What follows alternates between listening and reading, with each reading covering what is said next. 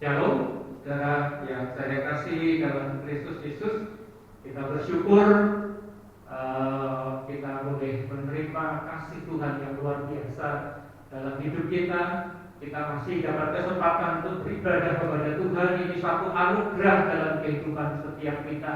Dan oleh karena itu layaklah kita pada minggu pagi ini boleh menghampiri Tuhan. Sekalipun kita tidak ada di dalam rumah ibadah, tetapi melalui media ini biarlah kita setiap kita menghargai akan hadirat Tuhan dalam setiap ibadah kita di rumah kita masing-masing.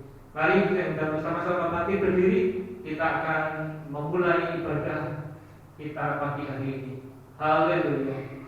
Adapun pertolongan kita datangnya dari Tuhan yang menciptakan langit dan bumi.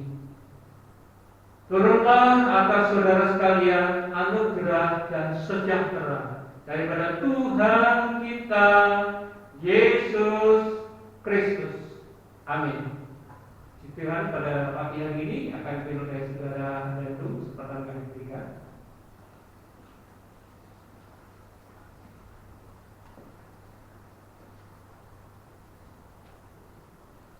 Shalom Bapak Ibu yang terkasih dalam Kristus Yesus. Kita melakukan ibadah online pada pagi hari ini. Kita mau pujikan Tuhan, kita mau tinggikan Tuhan, kita mau serukan Yesus bahwa Tuhan masih ada bersama kita dalam musim apapun itu. Kita mau pujikan penyembah kita. Kau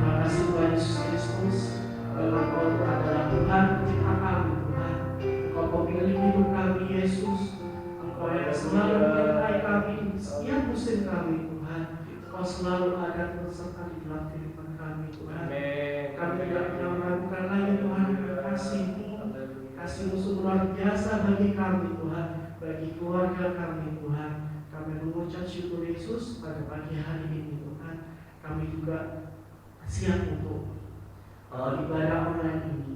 Kiranya Tuhan menjamah masing-masing kami Tuhan. Walaupun kami di rumah Tuhan, tapi kami bertekad Tuhan. Amin. Harus ada Amin. pelayanan, harus ada hati Amin. yang bersuka dalam Amin. Tuhan. Amin. Kami percaya lawatan Tuhan tidak akan pernah terjangkau Tuhan.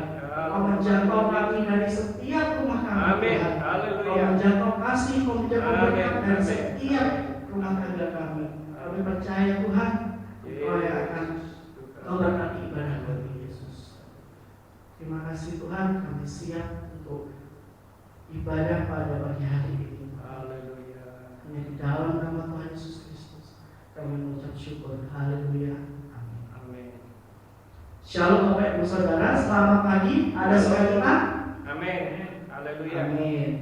Walau kita lagi ibadah online di rumah masing-masing, mari kita tetap puji Tuhan, kita bersuka cita, kita mau kalahkan COVID, Bapak Ibu tetap semangat, kita memujikan kalau kita lebih dari pemenang. Kita harus sebagai pemenang Bapak Ibu Saudara. Amin. Haleluya.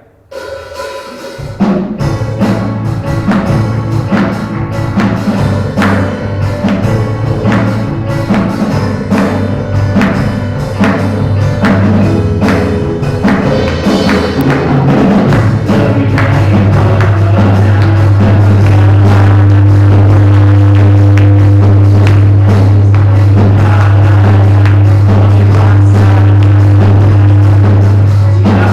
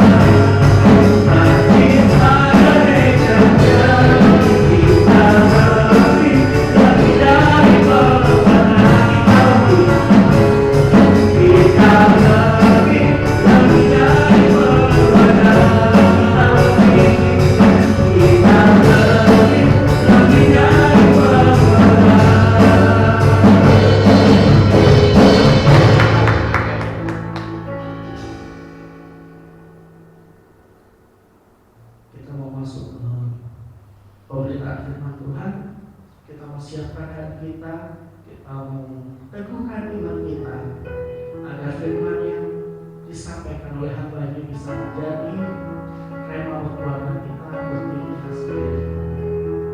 Mari kita puji Tuhan.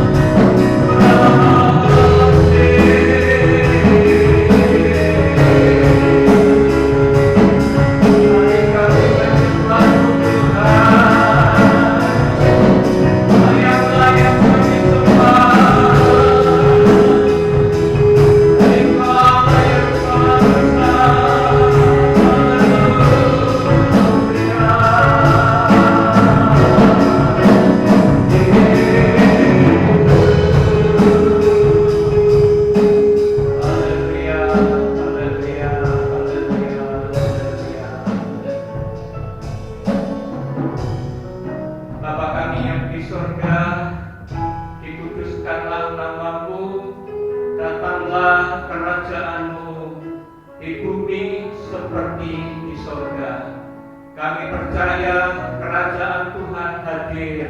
Hadirat-Mu Tuhan menyentuh setiap kami yang saat ini beribadah kepada Tuhan.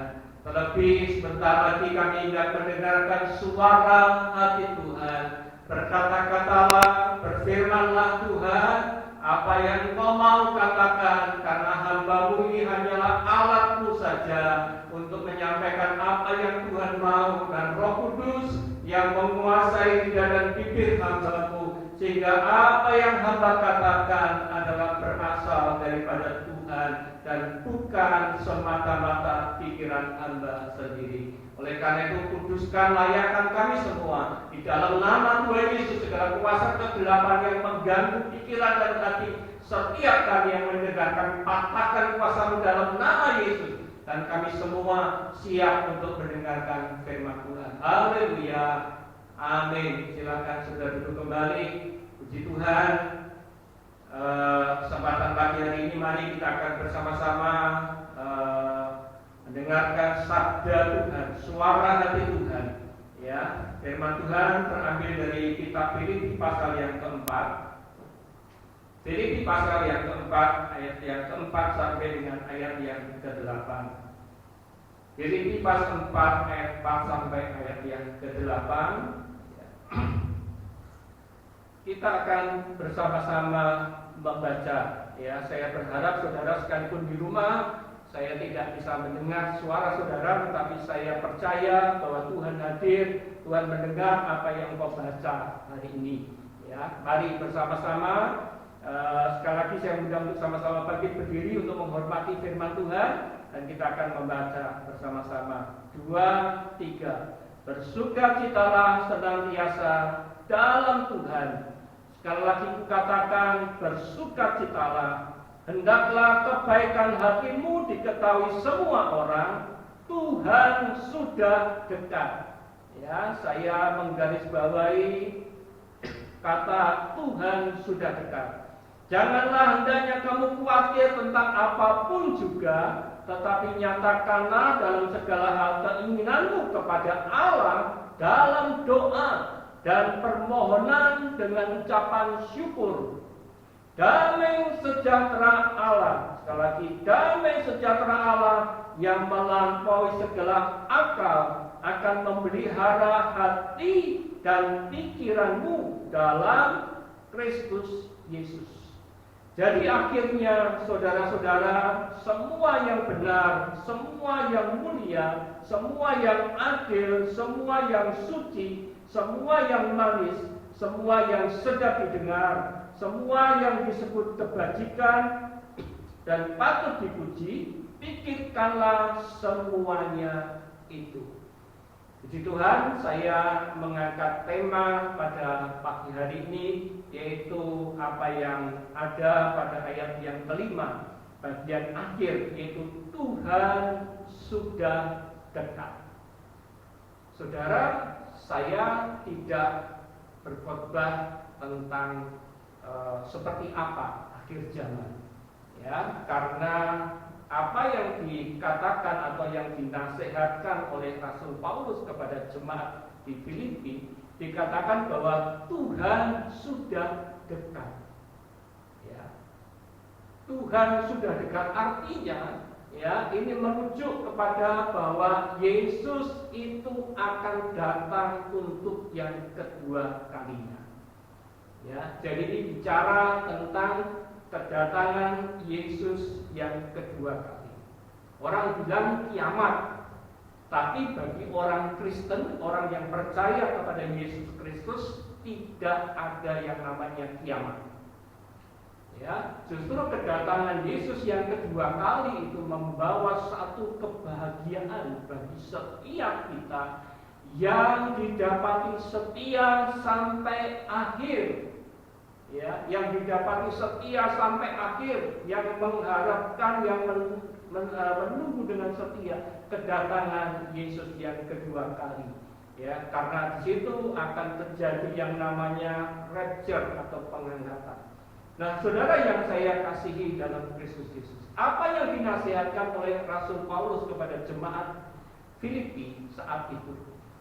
Ya, firman Tuhan atau nasihat itu tetap berlaku bagi setiap kita, jemaat TPI Deltasari Sidoarjo maupun jemaat pos pelayanan ya di Lidah Kulon Surabaya. Saya menyapa yang di pos pelayanan Lidah Kulon Surabaya. Shalom. Ya, demikian juga yang di pos pelayanan Simo Pagean Surabaya. Shalom. Ya, saya menyapa saudara-saudara semua. Ya. Nah, nasihat yang disampaikan oleh Rasul Paulus kepada jemaat di Filipi juga berlaku dalam hidup setiap kita. Pertanyaannya saudara, kapan sih Tuhan Yesus itu datang?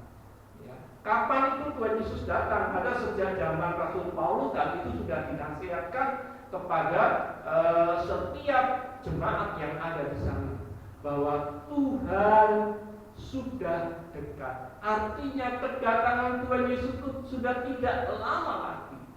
Ya, kedatangan Yesus yang kedua kali itu tidak lama lagi. Karena kedatangan Yesus yang kedua kali bukan untuk menjelma sebagai manusia dan kemudian kembali disalibkan, bukan. Ya. Nah, saudara yang saya kasih dalam Yesus Kristus, ya. Kedatangan Yesus yang kedua kali itu dia akan datang dengan segala kemuliaannya, dengan para malaikat. Dia datang sebagai raja di atas segala raja. Wow. Ya, hal inilah yang menjadi satu kebahagiaan dalam hidup kita. Saudara yang saya kasih, Matius 24 ayat yang ke-27 berkata demikian. Matius 24 ayat 27 dikatakan, sebab sama seperti kilat memancar dari sebelah timur dan melontarkan cahayanya sampai ke barat. Demikian pula lah kelak kedatangan Anak Manusia. Jadi seperti kilat, kita tidak pernah tahu kapan datangnya kilat itu, tapi kilat itu begitu cepat sekali. Ya, kedatangan Yesus itu seperti kilat. Ya, dan kita tidak tahu kapan datangnya kilat itu. Ya.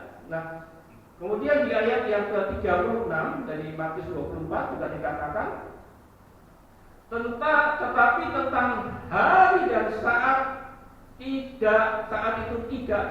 dalam arti saat kedatangan Yesus yang kedua kali, tidak seorang pun yang tahu, malaikat-malaikat di surga tidak, dan anak pun tidak, hanya Bapa sendiri. Saudara, kedatangan Yesus itu tidak ada yang tahu. Namun tanda-tandanya dapat kita perhatikan. Ya, tanda-tandanya dapat kita perhatikan. Tanda-tanda akhir zaman itu dapat kita perhatikan. Baru-baru ini ada sesuatu yang viral di YouTube. Ya, ada seorang penginjil, saya tidak ingin sebutkan namanya, yang mengatakan bahwa dia mendapatkan penglihatan bahwa malaikat maut sedang menghunus pedang dan dia berjalan dari Jakarta ke Surabaya ya untuk melakukan pembunuhan. Wow, saya kaget ketika mendengar hal itu. Ya, jadi selama 3 bulan kita tidak boleh keluar rumah. Ya, kita tidak boleh keluar rumah. Kalau keluar pun harus menggunakan protokol kesehatan yang ketat. Wow, ini Alkitab disesuaikan dengan kondisi yang ada, penglihatannya. Ya, saudara, dan hal ini menimbulkan satu ketakutan.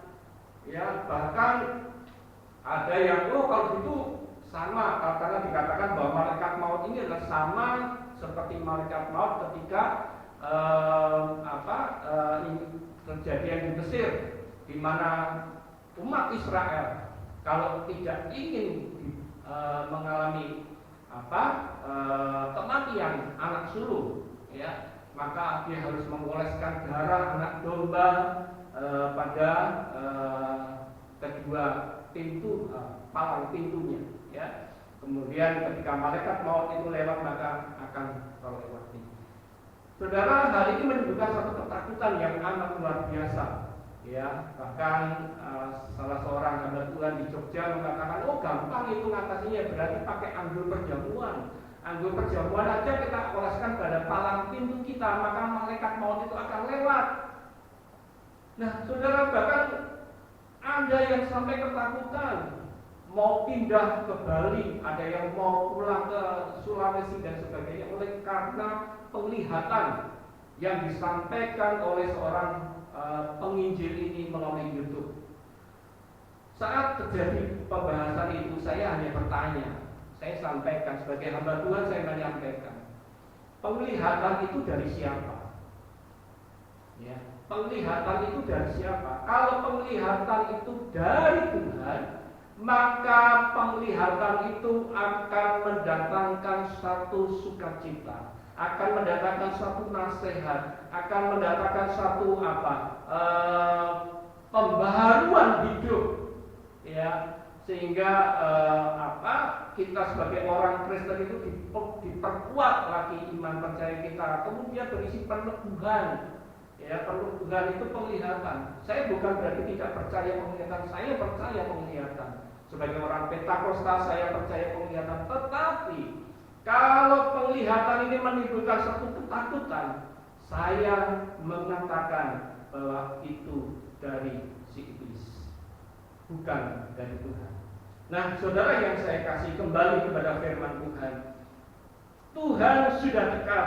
Artinya kalau kita perhatikan tanda-tanda zaman, ya, kita bisa tahu. Nah, sekarang yang paling penting bagaimana kita menyikapi akan kedatangan Tuhan Yesus yang kedua kali.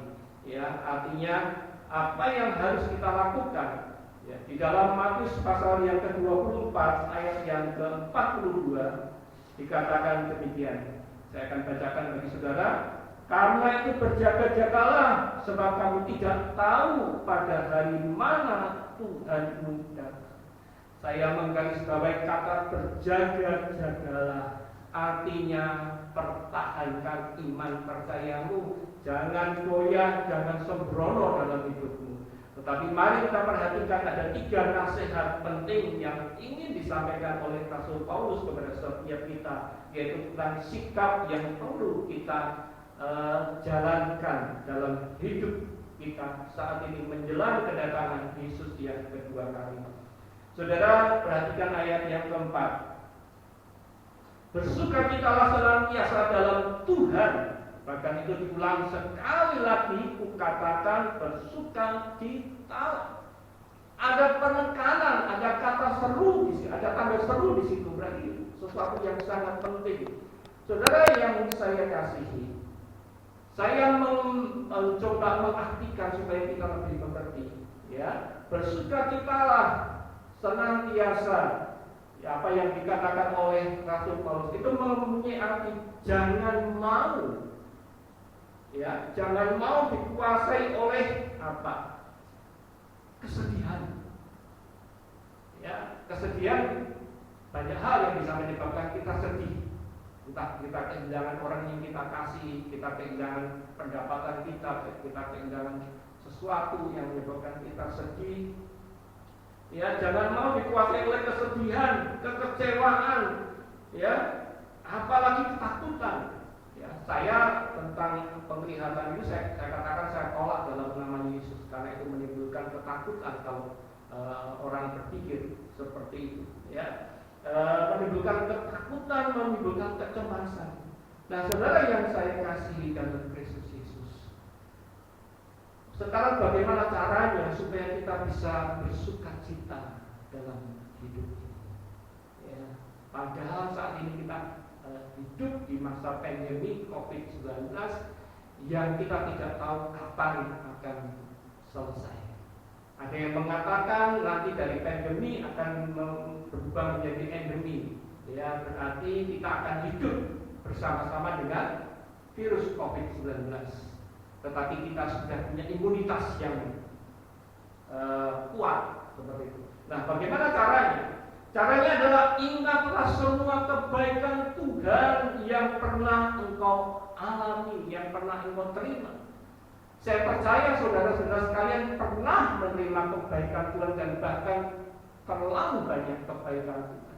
Jadi ketika kita mengalami kesedihan, ketika kita mengalami ketakutan dan sebagainya, ingatlah semua kebaikan Tuhan yang pernah engkau terima dalam hidupmu. Karena semuanya itu akan membuat engkau bisa bersyukur kepada Tuhan, sehingga mengalir satu aliran sungai sukacita, dan kita percaya Tuhan kita sungguh amat baik dalam hidup kita. Saudara yang saya kasihi dalam Kristus Yesus, sekali lagi jangan mau dikuasai oleh kesedihan, kekecewaan, ketakutan dan sebagainya. Itu diciptakan iblis untuk setiap kita. Yang kedua, saudara yang saya kasih, ayat yang ke-6 dikatakan, janganlah hendaknya kamu khawatir tentang apapun juga, tetapi nyatakanlah dalam segala hal keinginanmu kepada Allah dalam doa dan permohonan dengan ucapan syukur. Saudara, artinya apa? Ya, dikatakan jangan khawatir, artinya boleh khawatir, tetapi ketika engkau khawatir, ya, tidak ada yang dalam hidup kita ini tidak pernah khawatir. Tapi ketika kita khawatir, maka datanglah dan sujudlah di kaki Tuhan. Ya, saudara, maksud daripada adanya pandemi COVID-19 ini, maksud daripada Tuhan adalah supaya kita lebih dekat kepada Dia, lebih mendekatkan diri kepada Dia. Saudara, kekhawatiran dapat kita usir dengan cara apa? Berdoa. Ya, dengan cara berdoa.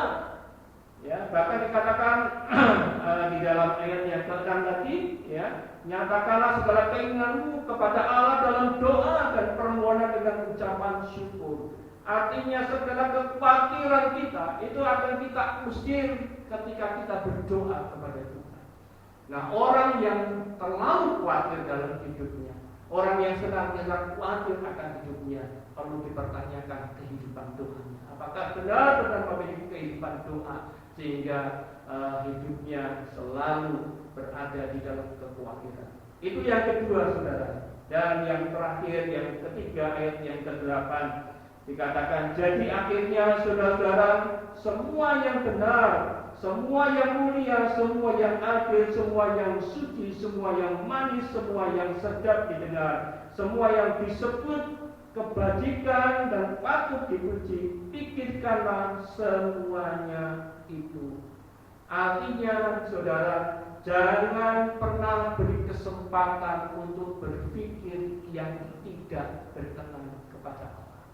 Jangan pernah berikan kesempatan, karena pikiran kita adalah medan pertempuran kita. Jangan pernah berikan kesempatan untuk berpikir yang tidak benar, untuk berpikir yang tidak mulia, untuk berpikir yang tidak adil, untuk berpikir yang tidak suci, ya, untuk berpikir yang tidak manis dan tidak sedap didengar dan tidak merupakan satu kebajikan dan tidak patut dipuji. Artinya jangan bukakan pintu untuk berpikir yang seperti itu, karena itu akan membuat saudara kehilangan semangat hidup, kehilangan harapan di dalam Tuhan Yesus Kristus.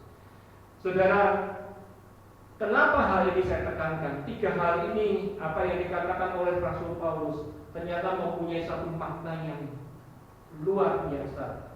Saudara, perhatikan ayat yang ke-7. Damai sejahtera Allah yang melampaui segala akal akan memelihara hati dan pikiranmu dalam Kristus Yesus. Kalau kita dalam hidup kita, ya, dalam hidup kita tidak dikuasai oleh yang namanya kesedihan, kekecewaan dan sebagainya, tapi kita boleh bersukacita di dalam Tuhan. Ya, kita senantiasa boleh bersukacita dalam Tuhan, dan hidup kita tidak dikuasai oleh kekhawatiran, dan kita mempunyai kehidupan doa yang baik, dan kita tidak memberikan kesempatan untuk berpikir yang tidak berkenan di hadapan Allah. Maka yang akan kita dapatkan adalah damai sejahtera Allah itu akan tinggal memelihara hati dan pikiranmu. Damai sejahtera yang diberikan oleh Yesus ketika dia naik ke surga, maka damai sejahtera itu kuberikan kepadamu. Damai sejahtera yang memberikan kepada kita satu hal yang luar biasa. Kemudian apalagi yang kita dapatkan? Ayat yang ke-9 sebagai hal yang terakhir, ya. Dan apa yang telah kamu pelajari, dan apa yang telah kamu terima, dan apa yang telah kamu dengar, dan apa yang telah kamu lihat padaku, lakukanlah itu. Perhatikan, maka Allah sumber damai sejahtera akan menyertai kamu. Ada penyertaan Tuhan dalam hidup kita, ada pendampingan Tuhan dalam hidup kita, karena Tuhan turut bekerja di dalam segala sesuatu untuk mendatangkan kebaikan dalam hidup kita. Nah, saudara, inilah hal yang perlu kita perhatikan menjelang kedatangan Yesus yang kedua kali. Dan biarlah kebenaran firman Tuhan memberkati saudara-saudara sekalian. Sekali lagi, jangan takut, jangan dikuasai ketakutan dalam situasi yang seperti ini. Karena kita punya Allah, kita punya Yesus Kristus yang senantiasa menopang kehidupan kita. Puji nama Tuhan. Amin. Mari kita naikkan satu pujian. El Shaddai, El Shaddai, tak usah takut. Haleluya. Saya undang bersama-sama kami berdiri. Kita naikkan pujian ini sebagai satu sikap kita meresponi akan firman Tuhan yang sudah kita dengar pagi hari ini. Haleluya. Tak usah takut. Haleluya.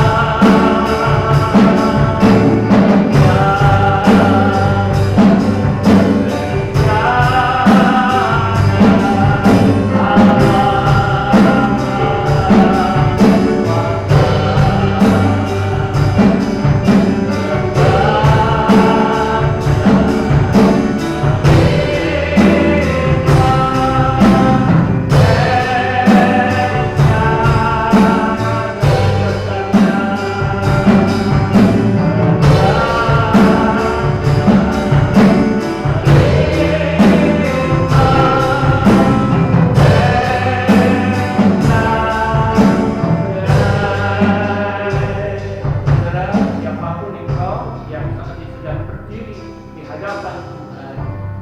Sebagai hamba Tuhan saya perkatakan, jangan pernah takut terhadap apapun, karena Tuhan bertanggung jawab atas hidupmu. Tuhan bertanggung jawab atas hidup dan matimu.